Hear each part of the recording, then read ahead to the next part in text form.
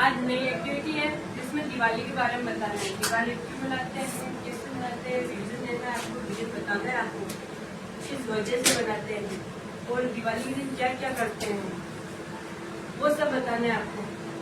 आपको आता है तो बता दो, आप नहीं आता तो मैं बताऊँ। आता है थोड़ा बहुत आता है उतना ही बता दो। दिवाली के दिन क्या क्या करते हैं पहले तो ये बताओ।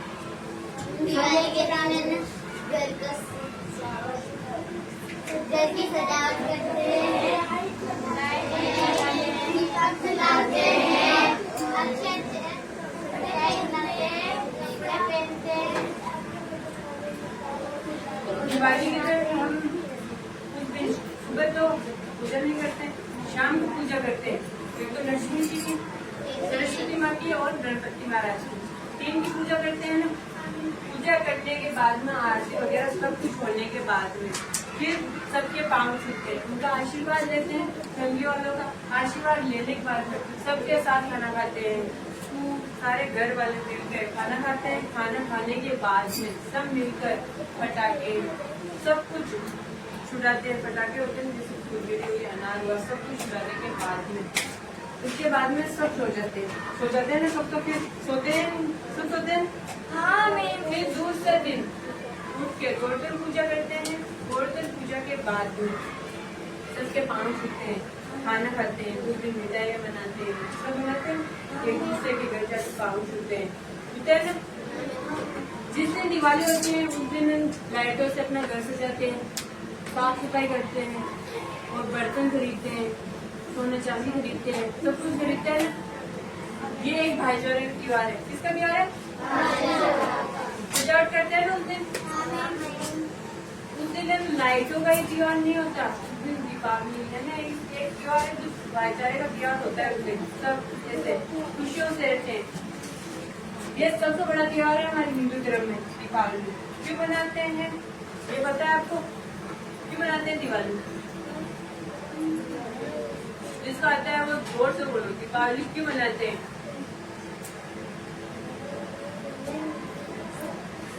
दीपावली इसलिए मनाते हैं, राम जी की माँ की कोशिश है। राम जी के पिता थे दशरथ जी, और दशरथ जी की तीन पत्नियां थी। एक तो कौशल्या थी, एक कैकेयी थी और एक मथुरा थी।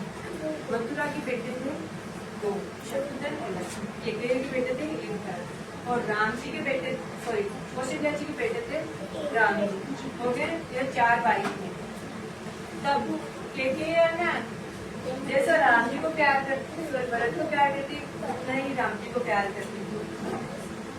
उन्होंने कोई तरीके से जानबूझ के कोई वादा नहीं मांगा दशरथ जी से कि ना मुझे ये वादा दो और मेरा बेटा भरत जी राज सिंहासन संभाले।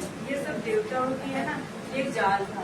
उन्होंने राज रचा था कि ऐसा करेंगे तो ही रावण मरेगा और दीपावली मनाई जाएगी, इसलिए उन्होंने ऐसा कहा। और मथुरा थी, उन्होंने कानों में पूरा करती रहती थी और बताती रहती थी, ऐसे चुपके चुपके ऐसे होते हैं चुगलियां करना, वैसे बताती रहती थी कैकेयी को।